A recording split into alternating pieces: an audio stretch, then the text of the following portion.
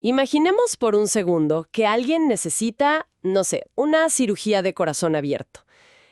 Dudo muchísimo que esa persona busque a un cirujano que base toda su técnica médica en, digamos, buenas vibras o en una intuición que tuvo esa mañana al despertar. Claro, de plano nadie en su sano juicio haría algo así. O piensa en otro ejemplo, cuando alguien va a comprar un coche. En lugar de revisar las pruebas de seguridad, los frenos, el rendimiento del motor, el vendedor le dice que se lo lleve porque a su primo le funcionó súper bien y el coche tiene una energía padrísima. Ajá. Suena a una locura absoluta, ¿verdad?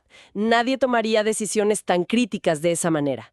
Pero, y aquí es donde la cosa se pone verdaderamente alarmante, cuando se trata de nuestra propia mente, de la salud mental, millones de personas hacen exactamente eso todos los días. Totalmente. Es un fenómeno loquísimo. Digo, si lo pensamos bien, cuando la gente invierte dinero en tecnología o en salud física, nuestro instinto de supervivencia nos hace exigir datos duros. Sí, queremos garantías, queremos ver el manual. Exacto. Pero a la hora de buscar terapia psicológica, pues esa misma rigurosidad como que simplemente desaparece de la ecuación. La elección de un profesional, muchas veces termina basándose en qué tan bonito está diseñado el consultorio, en cómo habla el terapeuta en sus redes sociales o en la típica recomendación casual de un amigo. Y eso nos deja en una posición súper vulnerable. O sea, estamos confiando lo más sagrado que tenemos, que es nuestra estabilidad emocional, literal a un volado. ¿Así es? Por eso, el análisis de hoy me parece tan crucial. Tenemos sobre la mesa un recurso fascinante, una infografía clínica que nos va a ayudar muchísimo.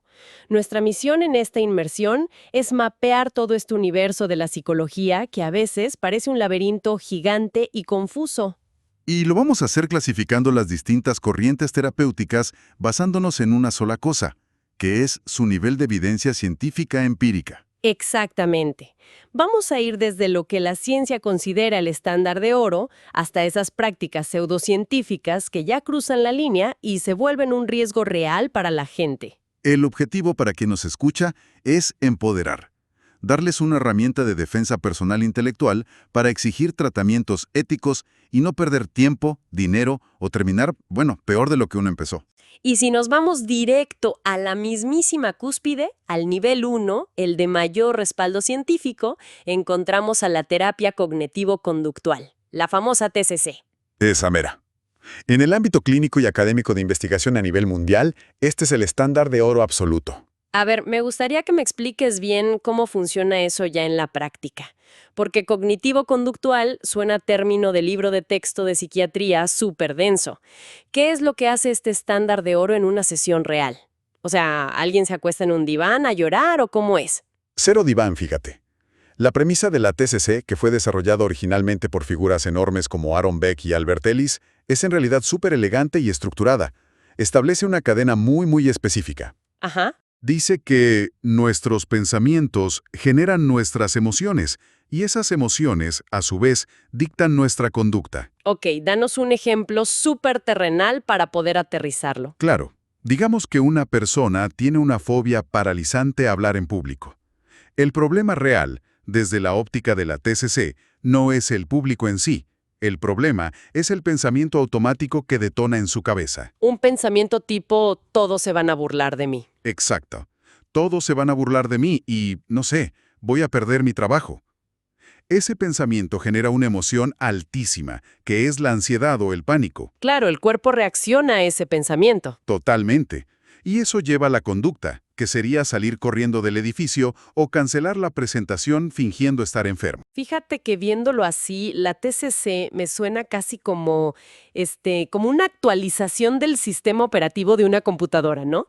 Detectas un código defectuoso, que en este caso sería el pensamiento irracional o catastrófico. Ajá. ¿El bug en el sistema? Ándale, el bug. Entras al sistema, debates ese código y reescribes la línea de programación para que el software, o sea, tu emoción y tu conducta, de plano deje de trabarse. Esa analogía tecnológica funciona perfecto.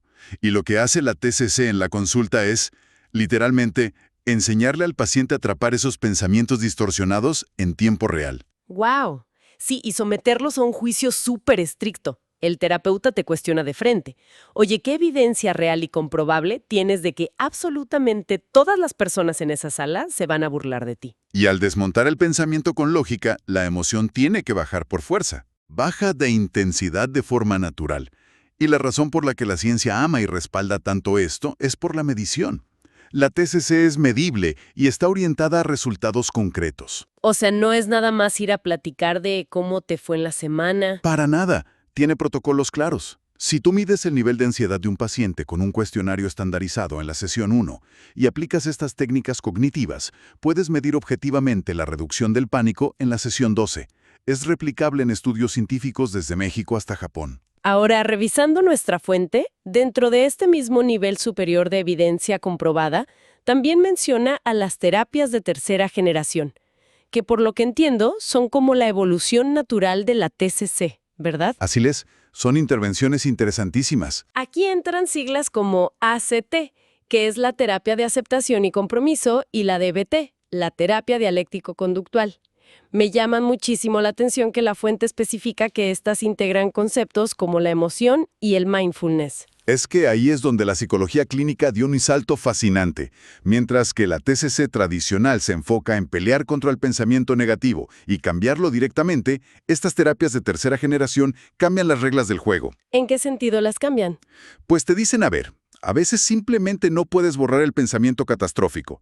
El cerebro humano, por evolución, produce basura mental todo el tiempo para mantenernos alerta. Si es una maquinita de escenarios trágicos. Exacto. Entonces, la propuesta de la ACT es, lo que sí puedes cambiar es tu relación con ese pensamiento. O sea, literal dejar de pelear a muerte con tu propia mente.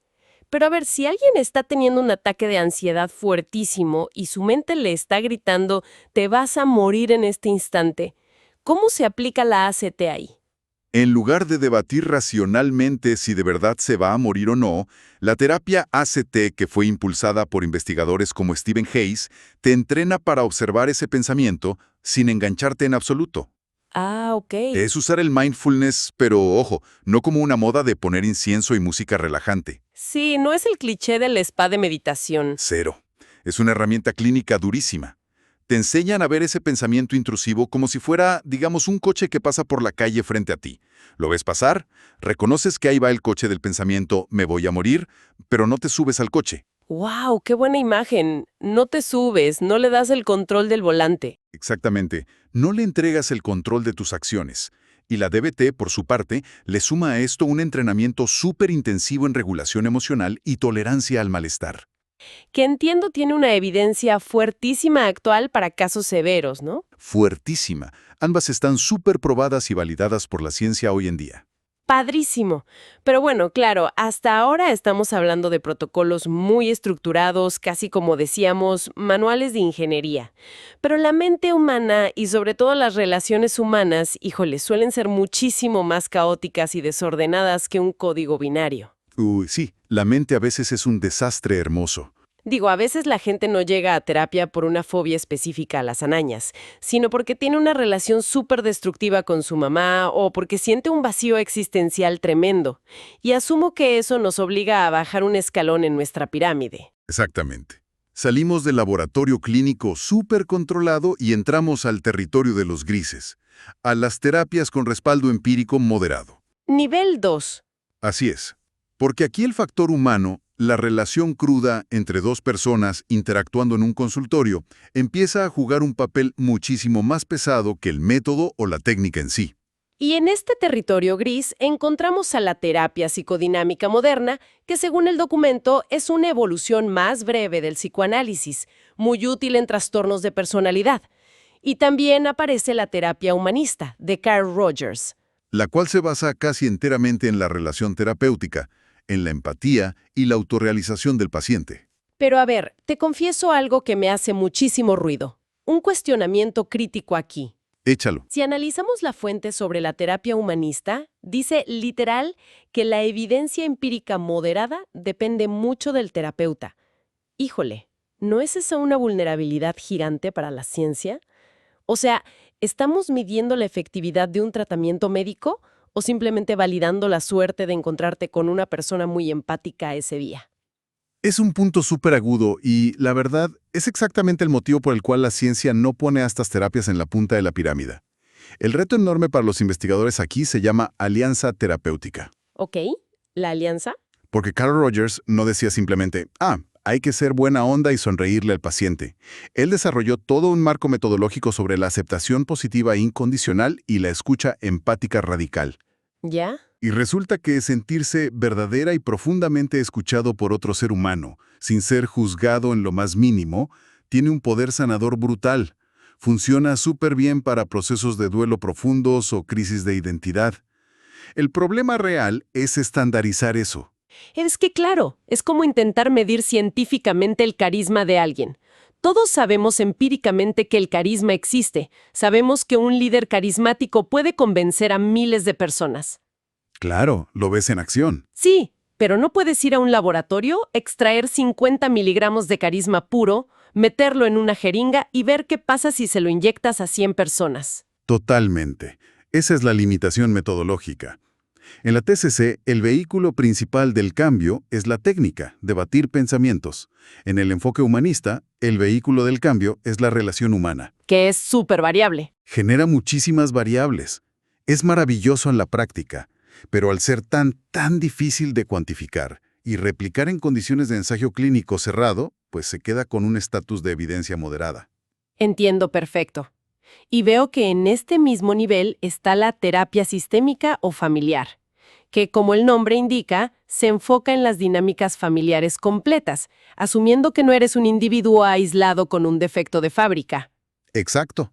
Piensa en la terapia sistémica como si la familia fuera un móvil de esos que cuelgan sobre las cunas de los bebés, con figuritas. Ajá, me encanta esa imagen. Si tú jalas una figurita de un extremo, inevitablemente todas las demás figuras del móvil se van a mover, se van a tambalear y van a reajustarse para encontrar un nuevo equilibrio en el aire. O sea, la premisa es que el problema psicológico, digamos, la rebeldía extrema de un adolescente, es solo el síntoma de un sistema familiar desequilibrado. Justo así, y es bastante útil en contextos relacionales, en problemas de pareja o trabajando con niños y adolescentes. Pero metodológicamente volvemos a lo mismo. Si un solo individuo es complejo de medir en un laboratorio, aislar las variables de comportamiento de 4 o 5 personas interactuando y peleando en tiempo real es una pesadilla estadística para los investigadores. Me lo imagino, es imposible tener un control de variables ahí. Por eso la evidencia es moderada. Así es. Bien. Entonces tenemos el rigor absoluto arriba y esta complejidad relacional en el medio. Pero, ¿qué pasa cuando la fama histórica, y diría yo hasta la fama mundial, de una terapia supera con creces las pruebas científicas que la sostienen hoy en día? Ahí caemos irremediablemente al nivel 3, el nivel de respaldo empírico limitado. Y el elefante en la habitación de este nivel es, sin duda alguna, el psicoanálisis clásico fundado por Sigmund Freud. El cual sigue teniendo una base de seguidores enorme, y una presencia en la cultura popular gigantesca, a pesar de que la investigación clínica moderna lo mira con muchísimo escepticismo en cuanto a su eficacia para tratar trastornos específicos. Es que, viendo los datos de falta de evidencia actual, la imagen que se me viene a la mente es la de un automóvil clásico, digamos un modelo T de Ford de los años 20. Nadie en su sano juicio le quitaría el mérito histórico. Es una máquina bellísima y cambió para siempre la historia del transporte. Claro, revolucionó todo. Sí, merece estar en el mejor museo del mundo. Pero si hoy en día tienes que hacer un viaje de urgencia de 1000 kilómetros en la autopista, de noche y bajo una tormenta, de plano no te llevas el modelo T, ¿verdad? Te llevas un auto moderno con frenos ABS y bolsas de aire. Esa analogía la aplaudo. Es exacta. Lo que pasa con el psicoanálisis clásico es justo eso. Freud nos dio el vocabulario base para empezar a entendernos. Nos enseñó a hablar del inconsciente, de la represión, de los mecanismos de defensa. Rompió el hielo histórico. Sí, pero el problema es que el cine, la literatura y la cultura en general se enamoraron perdidamente de la estética del diván. Todos tenemos en la cabeza la imagen de este paciente hablando al aire de su infancia, mientras un analista con cara de misterio fuma pipa y hace notas en silencio absoluto. Mientras tanto, los laboratorios clínicos en el mundo real seguían investigando y desarrollando protocolos 100 veces más rápidos. Exacto. Hoy, desde una perspectiva de salud basada en evidencia, es éticamente cuestionable tener a una persona con un trastorno de pánico paralizante yendo a hablar de sus sueños durante 4 años en psicoanálisis clásico sin ver una mejora objetiva en sus síntomas. Sobre todo sabiendo que existen las terapias de tercera generación que en unas cuantas sesiones le podrían devolver su paz mental. Totalmente. No estamos diciendo que la introspección no tenga valor filosófico, claro que lo tiene, pero como intervención médica para curar un trastorno, su evidencia es muy débil comparada con las alternativas. Ahora, en este mismo nivel limitado también aparece la terapia Gestalt, de Fritz Perls, que me llama la atención porque se usa muchísimo en talleres y diplomados, pero la fuente dice que hay poca investigación sólida y, ojo aquí, resultados variables. Esta palabrita, variables en cuestiones de salud, sí me da escalofríos. Y te debería dar, porque en medicina o en psicología clínica, la imprevisibilidad no es una virtud para nada. No, pues no. La Gestalt es súper famosa por técnicas muy confrontativas. Por ejemplo, la de la silla vacía, donde te hacen imaginar que tu papá está sentado ahí y le gritas todo lo que sientes. Claro, para sacar el coraje. Sí, y eso puede generar una catarsis emocional fuertísima en el momento. El paciente sale de ahí llorando a mares, sintiendo que liberó toneladas de peso. Pero el problema viene cuando los investigadores evalúan a ese mismo paciente 6 meses después. ¿Y qué encuentran? Descubren que esos picos de catarsis dramática no necesariamente se traducen en una remisión sostenida de su ansiedad. Son como destellos emocionales, pero la popularidad de esa catarsis no equivale a una validación clínica sólida a largo plazo. Ok, esto nos prepara, creo yo, para la transición más fuerte de toda nuestra inmersión de hoy. Porque, a ver, hasta ahorita hemos hablado de limitaciones metodológicas, de variables, de debates académicos sobre cómo medir la empatía. Ajá, territorio todavía profesional. Sí, pero hay un punto de no retorno. Hay una línea roja donde la falta de evidencia empírica deja de ser un simple debate universitario y se convierte en un peligro ético directo y palpable para la salud de las personas. Y aquí entramos a la zona roja, a los niveles 4 y 5, las prácticas controversiales y abiertamente pseudocientíficas. Aquí ya no hay matices académicos, ¿eh? Entramos a un terreno donde la comunidad científica de plano levanta banderas rojas y emite advertencias serias. En el nivel 4, según nuestra infografía, tenemos cosas súper populares. La famosa PNL o programación neurolingüística, que la ves en cada esquina del mundo del coaching, pero los datos dictan que no tiene evidencia sólida.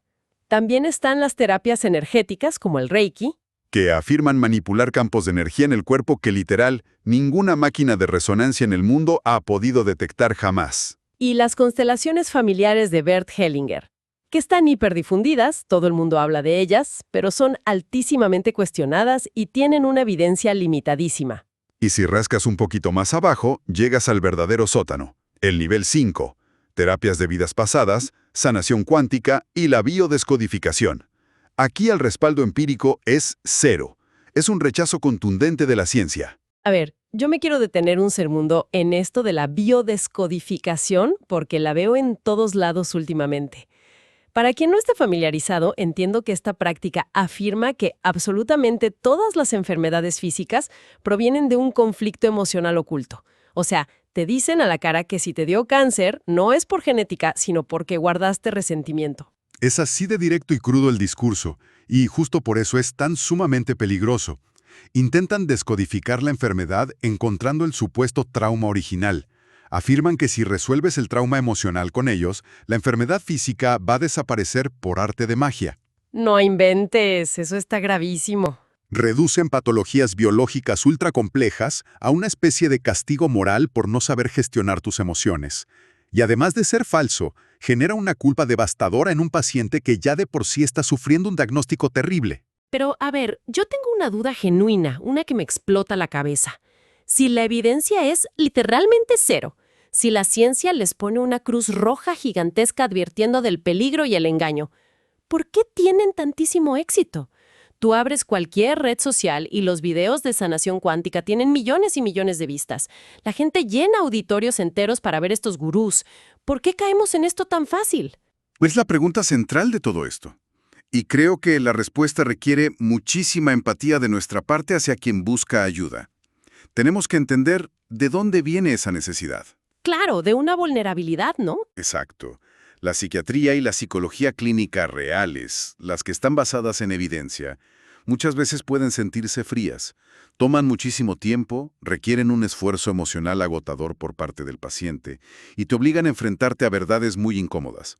Y seamos honestos, a veces la medicina no te puede garantizar una cura total, sino un manejo crónico de síntomas.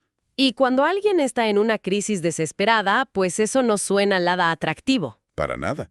Cuando alguien tiene un dolor emocional insoportable, lo que menos quiere escuchar es, bueno, vamos a trabajar esto durante 6 meses modificando tus esquemas cognitivos paso a paso. Ahí es donde entra el marketing de la esperanza. El marketing de la esperanza. Las pseudociencias te ofrecen una narrativa fascinante, súper mística y una solución express. Te dicen, mira, tu depresión severa no es un tema neuroquímico ni es tu culpa. Es que tu bisabuelo perdió una herencia en la revolución. Y si hacemos este ritual hoy en la tarde, rompes el patrón cuántico y sanas para siempre. Te venden un alivio instantáneo. Te entregan un sentido de orden y misterio en un mundo que a veces es súper caótico e injusto. Totalmente. Y encima usan palabras que suenan muy impresionantes e intelectuales. Programación neurolingüística, sanación cuántica. Claro, le ponen una bata blanca de laboratorio a una creencia completamente esotérica. El lenguaje secuestrado de la física o de la neurología le da un barniz de credibilidad a charlatanes, y eso es una manipulación brutal. Y ahí es donde radica el verdadero riesgo ético que marca la fuente. No se trata de juzgar a las personas por buscar consuelo en un cuarzo o en una lectura de energía. Se trata de advertir el costo de oportunidad. O sea, lo que pierdes al elegir eso. Exacto. El peligro inmenso ocurre cuando una persona, digamos, con un trastorno bipolar grave o ideación suicida, abandona su medicación psiquiátrica y su terapia del nivel 1 porque un facilitador de nivel 5 le prometió que podía reprogramar su cerebro en un retiro de fin de semana. Abandonar un tratamiento validado por una fantasía mágica. Es literal jugar a la ruleta rusa con la salud mental. Y lamentablemente, sobran los casos documentados donde esto termina en tragedias reales y muy dolorosas. Está cañón. Y esto nos lleva al punto de cierre de todo este recorrido. Al destilar esta montaña de información clínica de las fuentes, la conclusión no es atacar por atacar a nadie. El mensaje central de este análisis es que el nivel de evidencia importa, y nos importa muchísimo a todos. Hay un abismo enorme entre ir con un profesional capacitado en protocolos clínicos validados empíricamente y sentarte frente a un aficionado muy carismático que te mezcla conceptos espirituales con pseudociencia. La conclusión es clara.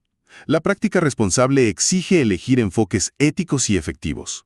Exige que el profesional esté anclado en la realidad científica comprobable y no en el pensamiento mágico.